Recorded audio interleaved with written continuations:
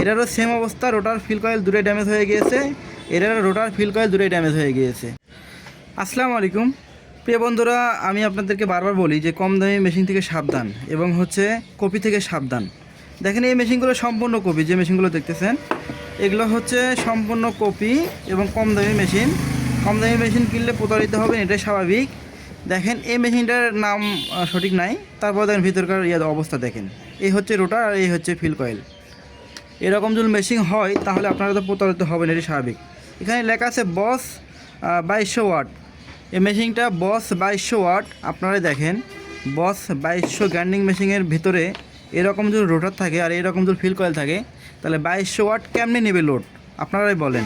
তো আমি আপনাদেরকে একটা কথাই বলি যে আপনারা কপি থেকে সাবধান। মেশিন কেনার আগে অবশ্যই দেখে শুনে মেশিন কিনবেন, নয়তো এই মেশিনের মতো প্রতারিত হবেন। এই মেশিনটা 15 দিন ব্যবহার করতে পারেনি, 10-15 দিন ব্যবহার করার পর নষ্ট হয়ে গেছে। এই মেশিনটা 10-15 দিন ব্যবহার করার পর নষ্ট হয়ে গিয়েছে। তো এই দেখেন এই মেশিনটা সম্পূর্ণ নতুন, একদম নিউ দেখা যাচ্ছে, নিউ, কিন্তু ভিতরকার রোটার এবং ফিল কয়েল দুটোই ড্যামেজ হয়ে গিয়েছে। এটারও সেম অবস্থা, রোটার ফিল কয়েল দুটোই ড্যামেজ হয়ে গিয়েছে। এটারও রোটার ফিল কয়েল দুটোই ড্যামেজ হয়ে গিয়েছে। তো আপনারা কপি থেকে সাবধান। ধন্যবাদ, ভালো থাকবেন, আসসালামু আলাইকুম।